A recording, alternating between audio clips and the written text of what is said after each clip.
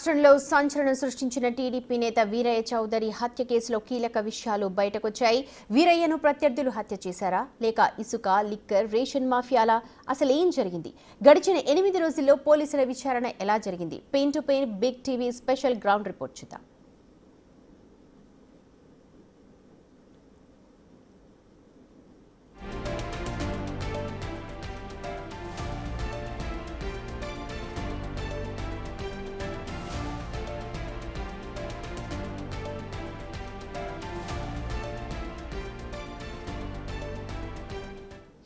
April 22న ఒంగోలులో పాత బైపాస్ రోడ్డు వెంట ఉన్న తన టీడీపీ కార్యాలయంలోనే దారుణంగా హత్యకు గురయ్యారు వీరయ్య చౌదరి. వీరయ్య కార్యాలయానికి 10 మీటర్ల దూరంలోనే తాలూకా పోలీస్ స్టేషన్, పక్కనే 20 మీటర్లలో జిల్లా పోలీస్ స్టేషన్. ఆ కార్యాలయాల మీదుగానే నిందితులు వచ్చిపోయారు.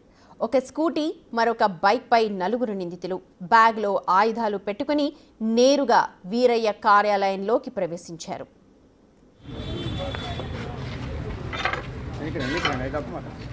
ప్రకాశం జిల్లాతో పాటు రాష్ట్ర వ్యాప్తంగా సంచలనం సృష్టించిన టీడీపీ అధికార ప్రతినిధి వీరయ్య చౌదరి హత్య జరిగి 8 రోజులు కావస్తుంది. ఏప్రిల్ 22వ తేదీన అతని కార్యాలయంలోనే అతన్ని దారుణంగా కత్తులతో పొడిచి హతమార్చారు. సుమారు 53 కత్తిపోట్లతో అతన్ని దారుణంగా చంపడం జరిగింది. ఇప్పుడు మనం ఎక్కడైతే హత్య జరిగిందో రెవెన్యూ కాలనీ ఒంగోలు నగరంలో ఉంది. ఇది ఒంగోలు నడిబొడ్డున ఉంది. తాలూకా రూరల్ పోలీస్ స్టేషన్లతో పాటు జిల్లా పోలీస్ కార్యాలయానికి కూడా కొత్తవేడి దూరంలోనే ఉంది. ఈ కార్యాలయం వద్దకు వచ్చాము. ఇప్పుడు మనం కనిపిస్తుంది వీరయ్య చౌదరి ఆఫీస్ కార్యాలయం. ఇందులో ఆగస్టు 22వ తేదీన రాత్రి 7 గంటల సమయంలో వచ్చినటువంటి దుండగులు దారుణంగా అతన్ని కత్తులతో పొడి చంపడం జరిగింది. ఇప్పుడు ఆ కార్యాలయంలోకి పోయి ఆ రోజు ఏం జరిగింది అనేది అక్కడ ఉన్నటువంటి ప్రత్యక్ష సాక్షులను అడిగి కూడా తెలుసుకునే ప్రయత్నం చేద్దాం.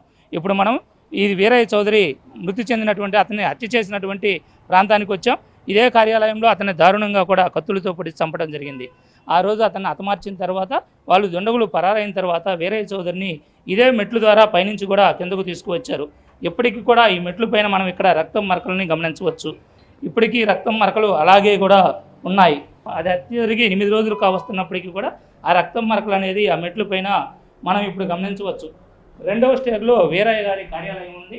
2వ స్టేర్లో ఉండేటువంటి కార్యాలయానికి ఇదే మెట్ల ద్వారా 4 నిందితులు 2 బైకులపై వచ్చి బైకులను కార్యాలయం మృతదేహాన్ని కూడా కిందకు తీసుకొచ్చే క్రమంలో ఈ రక్తం మరకలన్నీ కూడా ఏర్పడ్డాయి. ఈ రక్తం మరకలను చూసినట్లయితే వారు ఎన్ని కత్తిపోట్లు పొడిచారు, ఎంత రక్త నష్టం జరిగింది అనేది కూడా దీన్ని బట్టి మనం అంచనా వేయవచ్చు. 25 సంవత్సరాల నుంచి రాజకీయ కార్యకలాపాలు నిర్వహిస్తున్న మా వీరయ్య చౌదరి గారి ఆఫీసు, మేము కూడా నిత్యం ఎప్పుడు వీరయ్య చౌదరి గారి వెనకిడితే ఉంటూ ఉండేవాళ్ళమే. కానీ హత్యకు ముందు 2 రోజులు అన్నాయి హైదరాబాద్ వెళ్ళినాడు. హైదరాబాద్ వెళ్ళి నేను బుధ గురువారాల్లో వస్తాను సీనా, ఏదైనా పని ఉంటే బుధ గురువారాలు రండి ఆఫీస్కి, మన వాళ్ళకి కూడా చెప్పు అని చెప్పినాడు. మేము అదేవిధంగా అన్నయ్య బుధ గురువారాల్లో వస్తాడు, బుధవారం కానీ గురువారం కానీ అన్నయ్యని కలుద్దాము, కొన్ని ముఖ్యమైన పనులు ఉన్నాయి అన్నయ్యతో షేర్ చేసుకొని ఆ రాజకీయానికి సంబంధించిన ఆ పనులన్నీ మాట్లాడుకుందాము అని అనుకున్నాము. కానీ మంగళవారం సాయంకాలము 6:24 నుంచి 6:56 మధ్యలో నాకు వీరయ్య చౌదరి గారు 5 సార్లు ఫోన్ చేసినాడు. ఫోన్ చేసిన సందర్భంలో ఆ వీరయ్య చౌదరి గారు నేను కొన్ని విషయాలు మాట్లాడుకున్నాము. అన్నయ్య అడిగిన వాటికి నేను సమాధానాలు చెప్పడం కానీ ఈత ఉంటాడు. అశోక్ అనే వ్యక్తి నాకు ఫోన్ చేసి అన్నయ్యని ఆఫీసులో 3 వ్యక్తులు వచ్చి కత్తులతో పొడిసి నెత్తురు మడకల్లో పడి ఉన్నాడు, నువ్వు తొందరగా ఆఫీస్కి రా అని ఫోన్ చేశాడు. నేను అదరాబదరా నాకు ఉన్న టెన్షన్లో నేను ఎక్కువ స్పీడ్గా ఆఫీస్ దగ్గరికి వచ్చాను. వచ్చేసరికి అన్నయ్య బాడీని పైనుంచి కిందకి దుప్పట్లో తీసుకొని వచ్చారు. నేను అన్నయ్యని గట్టిగా వాటేసుకొని కారులో తీసుకొని వెంకటరమణ హాస్పిటల్ దగ్గరికి వెళ్ళాము. అక్కడ సీతారామేశ్వరు రెడీగా స్ట్రెచ్చర్ తీసుకొని రెడీగా అక్కడ డాక్టర్లను పెట్టుకొని ఉన్నాడు. అన్నయ్యని బాడీని లోపల తీసుకొని పోయి చూస్తే అసలు ఇంత కిరాతకంగా, ఇంత దారుణంగా, ఇంతవరకు ఈ రాష్ట్రంలో ఏ వ్యక్తిని చంపని విధముగా ఆ విధంగా కత్తిపట్లతోటి చంపడం జరిగినది. ఇక అన్నయ్య చనిపోయాడని నిర్ధారించుకున్న తర్వాత అక్కడి నుంచి రిమ్స్ హాస్పిటల్కి తీసుకొని వెళ్ళాము. హత్య చేసి నిందితులు బైకులు అక్కడే పడేసి పరారయ్యారు. రక్తపు మరకలతో ఉన్న బైక్లను గ్రామ శివారులోని దాబా దగ్గర మరొక బైక్ను వేరే స్థలంలో ఉండడం గమనించిన పోలీసులు చెక్ చేశారు. బైక్లో ఫోన్ లభ్యం కావడంతో ట్రేస్ చేసి నిందితుల వివరాల ఆరా తీస్తున్నారు. హత్య మంగళవారం సాయంత్రం 7:30 జరిగితే బుధ, గురు, శుక్రవారం వరకు కూడా కేసులో పోలీసులు ఎటువంటి పురోగతిని సాధించలేకపోయారు. హత్య జరిగిన సుమారు 10 నిమిషాల్లోనే హత్యా స్థలానికి నేరుగా ఎస్పీనే చేరుకున్నప్పటికీ తొలి 3 రోజుల విచారణ కూడా పూర్తి స్థాయిలో జరగలేకపోయింది. ఎటువంటి ఆధారాలు లభించలేదు. అయితే కేసుకి తొలిసారి బ్రేక్ ఇచ్చింది మాత్రం చేమకుర్తి అని చెప్పుకోవచ్చు. హత్యకు ఉపయోగించినటువంటి వాహనం చేమకుర్తి పట్టణంలో దొరికిన తరువాతే హత్య అనేది కీలక మలుపు తిరిగింది. నిందితులు ఎవరు అనే దానిపైన కూడా పోలీసులకు ఒక స్పష్టత వచ్చింది. కేసును కీలక మలుపు తిప్పినటువంటి చేమకుర్తి పట్టణంలో ప్రజెంట్ మనం ఉన్నాం. ఆ కీలక మలుపు తిప్పినటువంటి స్కూటీ ఎక్కడ దొరికింది, దాని పూర్వాపరాలు ఏంటి అనేది ఇప్పుడు మనం ఆ స్థలానికి వెళ్ళి పరిశీలిద్దాం. కేసు కీలక మలుపు తిప్పినటువంటి ఆ స్థలము చేమకుర్తి నగర శివారులో ఉన్నటువంటి ఒక రెస్టారెంట్ వద్ద ఉంది. ఇప్పుడు ఆ రెస్టారెంట్ వద్దకి మనం వెళ్ళి అక్కడ జరిగినటువంటి సిచ్యువేషన్ ఏంటి, అక్కడ జరిగినటువంటి ఆ బైక్ను పోలీసులు ఎలా గుర్తించారు, ఆ బైక్ను గుర్తించడానికి ఉన్నటువంటి కారణాలు ఏంటి అనేది ఆ స్థలానికి వెళ్ళి మనం నిశ్చితంగా చూద్దాం. వీరయ్య చౌదరి హత్య కేసులో కీలకమైనటువంటి మలుపుకు చేమకుర్తి కేంద్ర బిందువైంది. హత్య చేసినటువంటి వాహనాన్ని నిందితులు చేమకుర్తి నగర శివారులో ఉన్నటువంటి ఆర్ఎస్ ఫ్యామిలీ దాబా వద్ద వదిలి పారిపోయారు. అయితే హత్య జరిగిన 3వ రోజు మధ్యాహ్నం తర్వాత ఆ స్కూటీని మొబైల్ పోలీసులు గుర్తించడం, వారి ద్వారా ఉన్నతాధికారులకు సమాచారం అందడంతో కేసు ఒక్కసారిగా పురోగతి సాధించిందని చెప్పవచ్చు. అయితే కేసు కీలక మలుపు తిరిగినటువంటి స్కూటీ దొరికినటువంటి ప్రదేశానికి ఇప్పుడు మనం చేరుకున్నాం. ఈ స్కూటీ దొరికిన ప్రదేశాన్ని కానీ మనం చూసినట్లయితే ఈ ఆర్ఎస్ ఫ్యామిలీ దాబా ఏదైతే ఉందో ఒంగోలు నుంచి చేమకుర్తి వచ్చేటువంటి దారిలో చేమకుర్తి ఎంట్రన్స్లో సుమారు చేమకుర్తికి 2 కిలోమీటర్ల దూరంలో హైవే రోడ్డు పక్కనే ఈ దాబా ఉంటుంది. అయితే రోజు కూడా హైవే పోలీసులు ఈ దాబా పరిసర ప్రాంతాల్లో వారి వెహికల్ నిలుపుకొని తనిఖీలు చేస్తూ ఉంటారు. అయితే 7:30 సమయానికి అక్కడ ఒంగోలులో హత్య చేసినటువంటి నిందితులు వేరు మార్గాల ద్వారా కర్నూలు రోడ్డుకు చేరుకొని కరెక్ట్గా 8:30 కల్లా ఈ ఆర్ఎస్ దాబా ఫ్యామిలీ రెస్టారెంట్ సమీపంలోనికి వచ్చారు.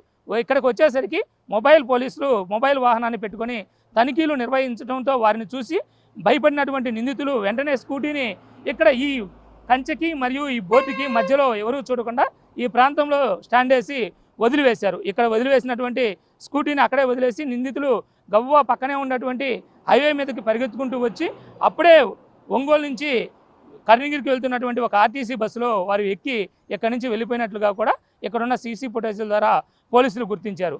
అయితే ఏదైతే ఇక్కడ వాహనాన్ని ఇక్కడ పార్క్ చేసి వెళ్ళారో ఆ వాహనంలో ఒక వ్యక్తికి సంబంధించిన ఫోన్ నంబర్తో పాటు వాహనం పైన భారీగా రక్తం మరకలు కూడా ఉండటంతో హైవే పోలీసులకు కూడా అనుమానం వచ్చింది. అయితే వాహనం నిండా ఉన్నటువంటి రక్తం మరకలు ఎవరి అనేది కూడా ఇప్పటికే ల్యాబ్కు పంపించి పరీక్ష చేయిస్తూ ఉన్నారు. అయితే హత్య చేసిన నిందితులకు ఏమైనా గాయాలయ్యాయా, ఆ గాయాలకు సంబంధించినవా రక్తం మరకలు, లేక వారు సంచిలో తీసుకొస్తున్నటువంటి కత్తులకు సంబంధించిన రక్తం మరకలు అనేది కూడా విచారణలో తేలాల్సి ఉంది. అయితే ఆ రక్తం మరకలతో పాటు వారికి దొరికినటువంటి ఆ ఫోన్ నంబర్ను ట్రేస్ చేయడంతో ఆ ఫోన్ నంబర్ పోలీసులు ఎవరైతే కీలక నిందితుడిగా అనుమానిస్తున్నారో ఆ వ్యక్తికి ఆ ఫోన్ ద్వారా ఎక్కువసార్లు కూడా మాట్లాడినట్టు సందేశాలు పంపినట్టు గుర్తించి వారిని అదుపులోకి తీసుకోవడం జరిగింది. అయితే కేసులో కీలక మలుపు పురోగతికి కేంద్ర బిందువు మాత్రం ఇదే స్థానం అని చెప్పచ్చు, ఆ స్కూటీనే కారణం అని చెప్పచ్చు. అక్కడి నుంచి కూడా కేసు ఒక్కసారిగా వేగం పుంజుకొని నిందితులను ట్రేస్ చేయడానికి కూడా పోలీసులకు సులభమైందని చెప్పుకోవచ్చు. అయితే ఇదే కాకుండా హత్యలో మరో వెహికల్ను కూడా నిందితులు ఉపయోగించారు. అయితే ఆ వెహికల్ కోసం ఈ 1వ వెహికల్ దొరకడంతో 2వ వెహికల్ కూడా పరిసర ప్రాంతాల్లో ఉంటుందని పోలీసులు పూర్తి బృందాలతోటి వెతకడం ప్రారంభించారు. అయితే 2వ వెహికల్ దీనికి విరుద్ధంగా వేరొక ప్రాంతంలో అదే రోజు కూడా గుర్తించడం జరిగింది. హత్య జరిగిన రోజు వీరయ్యతో కలిసి ఉన్న మరొక సన్నిహితుడు ఘటనా స్థలానికి ఎలా చేరుకున్నాడు, అసలు ఆ రోజు ఏం జరిగింది చూద్దాం. వీరయ్య చౌదరిని దారుణంగా హత్య చేసినటువంటి 4 నిందితులు హత్య తర్వాత 2 బైకులపై పరారయ్యారు. ఒక స్కూటీ పైన 2 నిందితులు, మరో బైక్ పైన 2 నిందితులు పరారయ్యారు. ఈ పరారయ్యేటువంటి క్రమంలో 2 కిలోమీటర్ల పాటు హైవేలో ప్రయాణించి అక్కడి నుంచి వెంకటేశ్వర కాలనీ వైపుగా కర్నూలు రోడ్లోనికి వచ్చి కర్నూలు రోడ్లో నుంచి నూతలపాడు వరకు కూడా 2 బైకులు కలిసి వచ్చాయి. అయితే నూతలపాడు నుంచి ఒకరేమో మంగమూరు రోడ్డు వైపుకు తిరగా స్కూటీ మాత్రం నేరుగా చేమకుర్తి వైపు కర్నూలు రోడ్లోనే ప్రయాణం చేశారు. స్కూటీ కర్నూలు రోడ్లోని చేమకుర్తి నగరం ముందు దాబా వద్ద వదిలి వారు బస్ ఎక్కి పరారయ్యారు. అయితే 2వ బండిలో వచ్చినటువంటి 2 నిందితులు కూడా నూతలపాడు నుండి మంగమూరు వైపుకు బైక్పై వచ్చి మంగమూరు సమీపంలో ఇప్పుడు మనం ఎక్కడైతే ఉన్నామో ఆ ప్రదేశంలోని ఈ చెట్టు కింద ఈ కంపల్లో బైక్ను వదిలేసి వాళ్ళు పరారయ్యారు. అయితే మొదటి స్కూటీ దొరికిన తర్వాత రెండో వెహికల్ కూడా దొరకచ్చు అనేటువంటి అన్వేషించినటువంటి పోలీసులకు అన్వేషించగా 25వ తేదీ సాయంత్రం ఈ మర్రిచెట్టు సమీపంలో కాలువ వద్ద ఈ రెండవ మోటార్ సైకిల్ కూడా దొరికింది. అయితే ఈ రెండవ మోటార్ సైకిల్లో ఎటువంటి ఆనవాళ్ళు అయితే దొరకలేదు. నిందితులు అయితే మాత్రం ఆ మోటార్ సైకిల్ నాడు వదిలేసి పరారయ్యారు. అయితే ఇక్కడ గమనించవలసిన విషయం ఏంటంటే మనం సీసీటీవీ ఫుటేజ్లో కానీ గమనించినట్లయితే ఈ రెండు బైకుల పైన వెంకటేశ్వర కాలనీ వరకు హైవేలో వచ్చినటువంటి వారికి దారి చూపించే విధంగా ఒక కారు ముందు పోవటం మనం సీసీ ఫుటేజ్లో గమనించవచ్చు. కారు ఏదైతే ఉందో వారికి వెంకటేశ్వర కాలనీలో నుండి నేరుగా వారిని కర్నూలు రోడ్లో హైవే వరకు పెర్నమెట్ట వద్దకు తీసుకురావడానికి కూడా ఆ కారు ముందు దారి చూపిస్తూ వచ్చింది. అయితే ఆ కారు నూతలపాడు వరకు వచ్చి తర్వాత ఈ బైకుని ఇక్కడ పడేసిన తర్వాత ఈ ఇద్దరు నిందితులు కూడా కారులో ఎక్కి పరారై ఉంటారని చెప్పి ఇప్పటికే పోలీసులు కూడా ఒక నిర్ధారణకు వచ్చారు. కారులో నుంచి పరారైనటువంటి ప్రధాన నిందితుడు ఎవరైతే ఉన్నారో అతని ఫోను ఆ రోజు వైజాగ్లో స్విచ్ ఆఫ్ కావడంతో అదే కారులో వారు వైజాగ్ కూడా పోయి ఉండొచ్చు అని కూడా పోలీసులు అనుమానిస్తున్న పరిస్థితి ఉంది. అయితే రెండు ద్విచక్ర వాహనాలు అయితే దొరికాయి కానీ కారు ఆజూకీ మాత్రం ఇంతవరకు లభ్యం కాలేదు. అయితే రెండవ ద్విచక్ర వాహనం దొరికినటువంటి ఈ ప్రదేశం మాత్రం నిర్మానుష్యమైనటువంటి ఈ ప్రదేశం. ఈ ప్రదేశానికి వాళ్ళు వచ్చారు అంటే వాళ్ళు స్థానికంగా ఈ గ్రామాల గురించి అవగాహన కలిగిన వాళ్ళేనని చెప్పి పోలీసులు కూడా ఒక నిర్ధారణకు వచ్చినట్లు తెలుస్తుంది. దీనికి సంబంధించి ఎస్పీ కూడా స్వయంగా తానే బైక్ పైన ఈ ప్రాంతాలన్నింటినీ కూడా గాలించి వీటి కోసం ఎతుకులాట జరగడం కూడా జరిగింది. అయితే ఈ ప్రదేశంలో ఎటువంటి సీసీ కెమెరాలు కానీ ఎటువంటి ఆనవాళ్ళు కానీ ఈ ప్రదేశంలో లేవు కాబట్టి ఆ బైకుని ఇక్కడ వదిలేసిన విషయం కూడా 3 రోజుల పాటు ఎవరూ గుర్తించలేకపోవడానికి ఒక కారణమైంది. ఏది ఏమైనా నిందితులు పరారీలో ఉన్నటువంటి నిందితుల్లో ఈ రెండో వెహికల్ పైన వచ్చినటువంటి నిందితులు మరియు ఆ కారులో ఉన్నటువంటి వ్యక్తులు మాత్రం ఇంతవరకు పోలీసులకు ట్రేస్ కాలేదు. వాళ్ళు దొరికితేనే కేసు చిక్కుముడి కూడా పూర్తిగా వీడుతుందని చెప్పచ్చు. ఇది ప్రస్తుతం ఇక్కడ ఉన్నటువంటి తాజా పరిస్థితి. ఈ రెండో వెహికల్ దొరికినటువంటి ప్రాంతంలో వెహికల్ని అయితే పోలీస్ స్టేషన్ నుంచి నేరుగా ఎస్పీ ఆఫీస్కు తరలించారు. ఈ వెహికల్కి సంబంధించినటువంటి వివరాలను కూడా పోలీసులు సేకరిస్తున్నట్లు తెలుస్తుంది. అయితే ఈ ఘటన సమాచారాన్ని అందుకున్న పోలీసులు అక్కడికి చేరుకున్నారు. అప్పటికే వీరయ్య చికిత్స పొందుతూ మృతి చెందగా పలువురు నేతలు ఆయన మృతదేహానికి నివాళులు కూడా అర్పించిన విషయాన్ని చూశాం. జిల్లా ఎస్పీ పోలీసు సిబ్బందితో సమావేశాన్ని ఏర్పాటు చేశారు. నిందితులను పట్టుకోవాలని చెప్పి ఇప్పటికే ఆదేశాలు జారీ చేశారు. దాదాపు 12 బృందాలు ఇప్పుడు దర్యాప్తులో పాల్గొన్నాయి. అనంతరం హత్య జరిగిన స్థలాన్ని కూడా వాళ్ళు పరిశీలించారు. హంతకులను పట్టుకొని కఠినంగా శిక్షిస్తామని కుటుంబ సభ్యులకు అటు పార్టీ శ్రేణులు కూడా భరోసా ఇచ్చారు. మృతదేహాన్ని పోస్ట్ మార్టంకి తరలించారు. నుంచి కూడా వీరయ్య చౌదరి హైదరాబాద్ నుంచి వచ్చిన సమయం నుంచి కూడా అతనితో పాటు ఉన్నటువంటి వ్యక్తి కూడా మనతో పాటు ఉన్నారు. ఆ రోజు ఏదైతే హత్య జరిగిందో హత్య జరిగిన రోజు మధ్యాహ్నం నుంచి కూడా వీరయ్య చౌదరి గ్రామంలో కానీ టీడీపీ ఆఫీస్ కార్యాలయాల్లో కానీ ఉన్నారు. ఆ రోజు ఎటువంటి కార్యక్రమాలు జరిగినాయి అనేది అడిగి తెలుసుకుందాం. సార్, ఆ రోజు వీరయ్య చౌదరి గారు హైదరాబాద్ నుంచి వచ్చిన తర్వాత సాయంత్రం ఈ ఇన్సిడెంట్ జరిగే వరకు ఎక్కడెక్కడ ఉన్నారు ఏంటి? నాకు ఉదయం 11:30కి ఫోన్ చేశాడు. 11 గంటలకి ఈరోజు పార్టీ మీటింగ్ ఎన్ని గంటలకని అడిగాడు. 11:30 12 గంటలు అంటే నువ్వు వెళ్ళావా అని అడిగాడు. అదేంటి మీరు వచ్చారా అన్నా. నేను వచ్చేసాను, నువ్వు వెళ్ళు, ఎవరెవరు వచ్చారో కనుక్కొని నాకు ఏ విషయం చెప్పు అన్నాడు. నేను పార్టీ ఆఫీస్ దగ్గరికి పోయి అందరూ మరి 4 మండలాల పార్టీ అధ్యక్షులు మరియు ఇన్ఛార్జి చౌటా శ్రీనివాసరావు వచ్చున్నారు, మీరు వచ్చేసాను వేరే అని మళ్ళీ ఫోన్ చేసి చెప్పడం జరిగింది. మరి హైదరాబాద్ వచ్చి సాలిపోయి ఉన్నాడు. 5:30 కల్లా వచ్చేసాయి నువ్వు, మనిద్దరం వెళ్ళి మన విజయ్ కుమార్ని కలుద్దాం, ఈ విషయం మాట్లాడి కొన్ని పర్సనల్ ఇష్యూస్ ఉన్నాయి మాట్లాడి వచ్చేద్దాము, 5:30 కల్లా రమ్మన్నాడు. అయితే నేను గుడ్ ఫ్రైడే సందర్భంగా మేము చర్చి చూసుకుంటాం వల్ల మా మిస్సెస్కి వడదెబ్బ తగిలి ఇక్కడ గుండవరపు రాఘరావు హాస్పిటల్లో అమ్మాయికి నేను సెలైన్ ఎక్కించాలి, వేరే నీరసంగా ఉంది. సో నేను 7:30 ఆ టైంకి వస్తాను, నేను 7:30కి వస్తాను, మీరు పోయిందంటే పార్టీ టైంలో ఎన్ని కుదరదు, ఎవరో ఒకరి మనిషిని పెట్టు, నువ్వు మండల పార్టీ అధ్యక్షుడు, నువ్వేంది ఇంకా ఇట్టని కుదరవు అని చెప్పాడు. ఈ ఒక్కరాజు పోనీ నీకు రేపటి నుంచి బిజీగా ఉంటానని చెప్పి మరి ఆయన భోజనానికి వెళ్ళటం సరిపోయింది. నేను భోజనానికి వెళ్ళి మళ్ళీ 6:30 ఆ టైంలో మా భార్య తీసుకొని హాస్పిటల్ వెళ్ళడం జరిగింది. హాస్పిటల్లో కరెక్ట్గా 7:30 ఆ టైంలో నాకు శ్రీనివాసరావు అని ఫోటోలు తీస్తాడు. శ్రీనివాసరావు అని వేరేకి దగ్గర వ్యక్తి ఫోన్ చేసి వేరేకి ఇంత భయంకరంగా మరి కత్తులతో పడి తొందరగా వచ్చేసామన్నాడు. పుటాబట్టి నేను నిన్న వచ్చేలేపు ఇక్కడ అందరు పోలీసులు అందరు ఉన్నారు, ఆయన మరి అంబులెన్స్లో కారులో తీసుకెళ్తా ఉన్నారు. నేను వెంబడించాను. అక్కడి నుంచి రమణవరం హాస్పిటల్ దగ్గర నుంచి అక్కడి నుంచి రిమ్స్ హాస్పిటల్ తీసుకోవడం జరిగింది. ఇది మా కళ్ళతోనే మేము మరి తట్టుకోలేని విషయం. ఎందుకంటే 20-25 సంవత్సరాల నుంచి ఆయనతో నడిపిస్తూ ఉన్నాను. ఆయన ఒక నిప్పు కణిక, బంధుత్వాల కంటే పార్టీ శ్రేయస్సే ముఖ్యమనే తిరిగే వ్యక్తి వీరయ్య చౌదరి గారు. అటువంటి వ్యక్తి మరి పార్టీ కష్టకాలం ఉన్నప్పుడు పార్టీకి చేదోడు వాదోడుగా ఉండి అధినాయకుడికి దగ్గరగా అయ్యి రాబోయే మరి ఎంపీటీసీ ఇప్పుడు ఈ పీడీసీసీ బ్యాంక్ దాంట్లో అతని పేరు ప్రముఖంగా వినపడుతుంది. ఈరోజు నిన్న ఆయన మరి పేరులో ఆయన పేరు ఉండేదే. ఇది మేము తట్టుకోలేకపోతున్నాం. ఇది పరిస్థితి. నేటికి 8 రోజులు అవుతుంది. అటు ప్రభుత్వం మరియు ఉన్నతాధికారులు, ఇటు ప్రకాశం జిల్లా పోలీసులు కూడా ప్రిస్టేజియస్గా తీసుకొని ఎంక్వైరీ చేస్తూ ఉన్నారు. ఈ 8 రోజుల్లో మొదటి 2-3 రోజులు ఎంక్వైరీ సాదాసీదాగా సాగిన స్కూటీ బయటపడ్డ రోజు నుంచి కూడా ఎంక్వైరీ ఒకసారిగా స్పీడ్ అందుకుంది. ఇప్పటికే ఎవరినైతే నిందితులుగా అనుమానిస్తున్నారో ఆ ప్రధాన నిందితులుగా అనుమానిస్తున్న 4గురిని కూడా పోలీసులు అదుపులోకి తీసుకొని విచారణ చేస్తున్నారు. అయితే హత్యలో పాల్గొన్నటువంటి 4 వ్యక్తులు మాత్రం ఇంతవరకు ఒకరు కూడా అందుబాటులోకి రాలేదు.